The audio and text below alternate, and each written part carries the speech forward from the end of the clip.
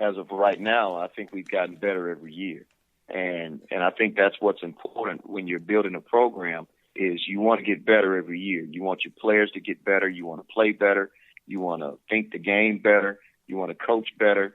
You want to do everything a little bit better than you did at the previous season. And I think we've been able to do that. This being our third season, I think, our kids are really understanding what we want them to do. They're adopting our philosophy and basically adopting the character that we want them to have. And they've displayed that this season. Now, of course, you're an alumni of Grambling. So you know how big this game is this weekend, Bayou Classic. Absolutely. Yeah. Prior to you taking this job, there were grumblings. Oh, I think we might have to get Grambling up out the Bayou Classic. Oh, yeah, we're going to have to find somebody else for Southern to play because, this is just not cutting it right now. And then, enter Broderick Fobbs and his coaching staff. And, you start out with a 7-win season. Then you have a 9-win season. And right now you're at 8 wins for the season. So it's safe to say that Grambling football is definitely back. How much excitement is there around campus about this game with everything that's surrounding this game, with both teams being undefeated in conference play? Well, the excitement level has been sky high, all year long, and especially at this particular time. Everyone is excited about the possibilities and the opportunities, but whoever mentioned that about, getting someone else to play the Bayou Classic, that's someone that doesn't understand, and that's very, very disrespectful of that person to say that because, they don't understand what Grambling has meant, to the Bayou Classic. Last time I checked, Coach Rob had a lot to do with putting this show on. And, to even think that or say that, really, it really upsets me a little bit. And when I first heard that 3 years ago, it was very upsetting to me because, how do you kick the granddad out that started the whole thing? So it's amazing that people can think that way and not understand, what's going on. I think sometimes people don't think before they speak, and you get those type of situations. Well, this season, how important has it been? You got Devontae Kincaid there, FBS transfer. How important has he been to the success that you all have accumulated this year? Well, he's been very instrumental in our success this season. As you know, with what we do offensively, our quarterback, carries a lot of weight. He's responsible for getting us in and out of the right play. He's responsible for making sure that the ball is distributed to the playmakers. And then he's also responsible for getting the ball to and handing it off to the playmakers to make sure that they can run the football effectively. So he's done a great deal for our program, and he's played extremely well. He's done an exceptional job of taking care of the football, and just been a special football player for us. And he's been all that he was cracked up to be from the beginning. Now, coming into this weekend's game, Southern University has some offensive weapons that there's no secret. Lennard Tillery and also Willie Quinn. So when you look at this team, what are you going to have to do in order to come out with the victory in this thing? Well, we're going to have to play smart. The team that turns the ball over and makes the most mistakes loses. If you go back and look over the years, that's been the case. Especially when both teams have been evenly talent-wise. So it's just about making sure that we play with passion, play with heart, which I don't have a problem with that. I know that's going to be there. It's just about executing and making sure that we do all the necessary things the right way in order to be effective. And that's what it's all about. Of course, we got to be able to throw the football and run the football. We got to be able to protect the football, and then we got to be able to stop the run and then limit, the touches of their playmakers on the outside. So if we do that, which I think we have a legitimate shot at doing, I think we have a chance to win a football game. Yeah, it's just kind of unbelievable, man. Last week we had a MEAC matchup between North Carolina Central and North Carolina A&T. Both of those teams came into that game undefeated in conference play. The winner, North Carolina Central, won the conference title and punched their ticket to the Celebration Bowl. Seems like for the SWAC, man, especially for Grambling, it's like a lot of football left, man. Like, right. They already know who's going. There's a lot of football left. When you look at the grand scheme of things. But as an alum of Grambling, give me one of your favorite Bayou Classic moments. Well, I would say probably one of my favorite Bayou Classic moments was, 1992 when we drove down late in the game and we ran a bootleg and our quarterback ran into the end zone and scored with not much time left on the clock to win the game. So that's probably one of my more memorable Bayou Classic moments. Absolutely. He is Broderick Fobbs, head football coach of the Grambling State Tigers. They are in action this weekend versus Southern University. It is the 42nd annual Bayou Classic being played at the Mercedes-Benz Superdome, New Orleans, Louisiana, live on NBC Sports Network, 5 o'clock kickoff. Coach, before I let you go, Coach, have you seen this guy, Joe Thomas Sr.? Joe Thomas Sr., no. Yeah, he's like the 55-year-old running back at South Carolina State. Yeah. Oh, yeah, I've seen him, definitely. Yeah, what you think about hooking your boy up, man? I'm 38, dog. What you think about hooking me up, Coach? Well, if you got some years left, we'll take it. We'll definitely take it. I was in the band, so I got all my years, Coach. Yeah, that's a situation. That's a great story. Right. Kudos to him for really getting another opportunity to play the game that he loves. But I know one thing: I'm only 42, and I don't think I can get back out there and take any licks. So. He's a heck of a man to do that. He's a man's man. Absolutely. All right, Coach Fobbs, thank you so much for joining us on the show, and good luck in this weekend's game, okay? All right, thank you, man. All right, thank you. All right, great stuff right there with my man, Broderick Fobbs. Hey, look, that Joe Thomas thing is still unbelievable to me. 55 years old, playing football. Unfreaking believable. And I know, by next week, this story would be like water under the bridge. But look, because I let this thing slip through the cracks, I've been talking to my man Kendrick over at South Carolina State. He's the sports information director over there. And I had just read about it. So we're definitely working on that for the coming weeks. Just want to be able to get him on and spotlight him. For those of you that don't know, I used to work out in that area.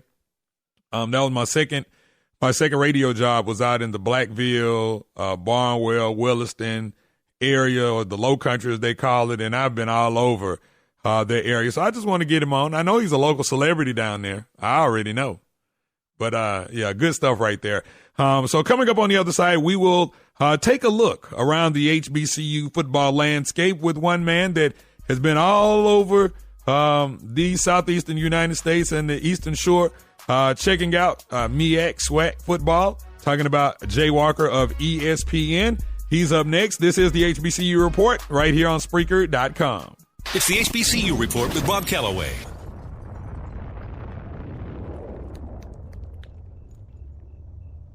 The future, I save a little money from every paycheck as a gift to Dave 2037, so he can spend it on things like anti-gravity boots or a hologram Doberman, something cool like that.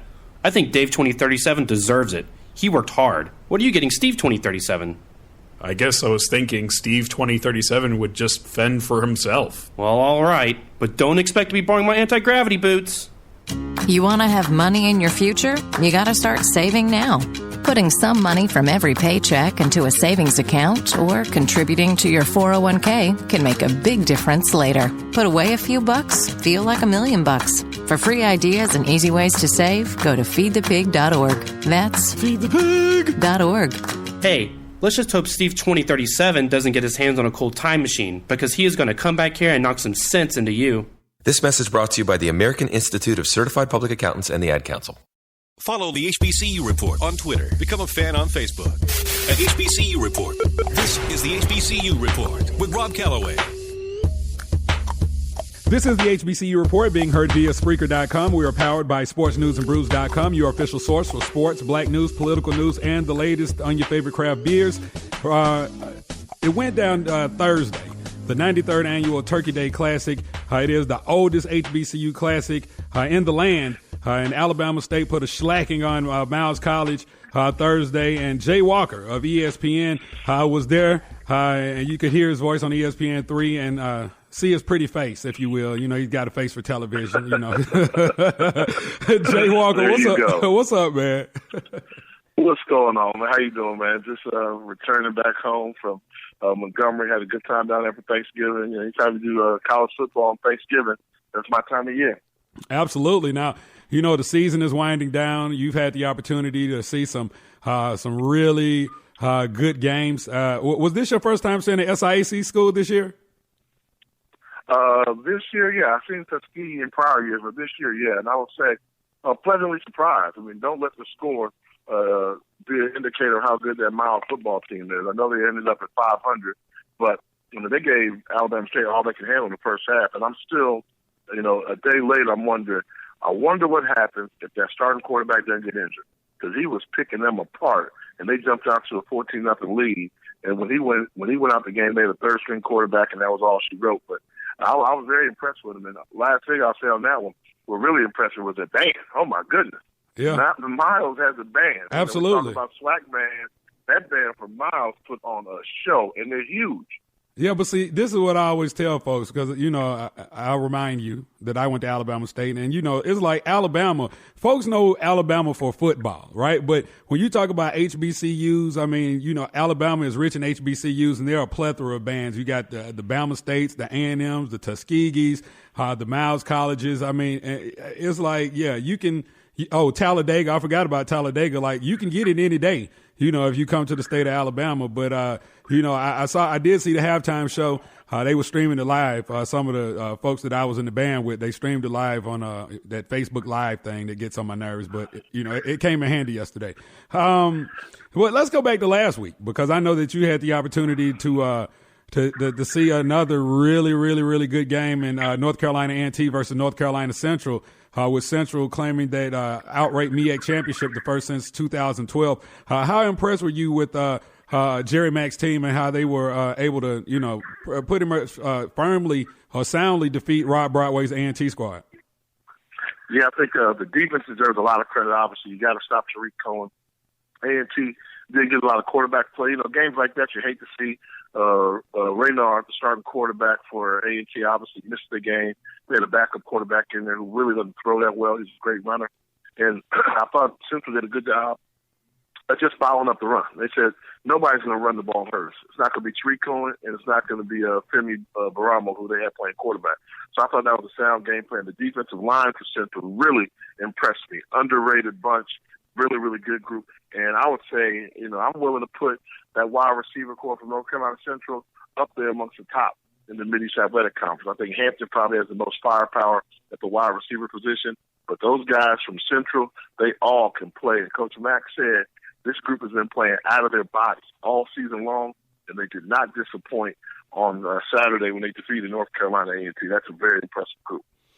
Absolutely. And you know, I had Broadway and Coach Mack on last week's show, and I just want to get your opinion. See, a lot of folks, you know, when you start talking about these HBCUs, people like to reminisce and really go back, you know, to the Eddie Robinsons and the Jake Gaithers and those guys, even, you know, and those are the greats, you know. But folks, a lot of times, folks don't understand that we have some living legends, as I was calling Coach Broadway, and he was trying to downplay it, you know, because here's a guy that has won everywhere he's gone. He's won the conference championship, and he's won the HBCU national championship at every stop. What are your thoughts on Coach Broadway and you know, with them headed to the playoffs as well this weekend?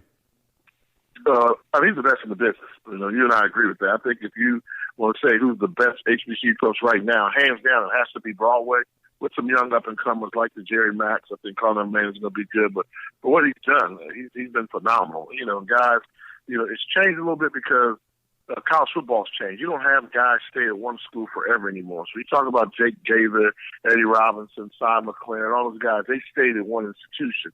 Broadway's shown something that, hey, you can go from institution to institution and do a great job and be considered just an overall great legend. You may not be the legendary coach at that school, but within the annals of black college football lore, you're going to be considered a legend of all time. I think about a guy like Remember Henry Frazier? Mm-hmm. You know, Frazier did wonders at Bowie State, went down to Prairie View and did an absolutely fabulous job. And he was one of the guys that started turning around North Carolina Central at 3 different schools.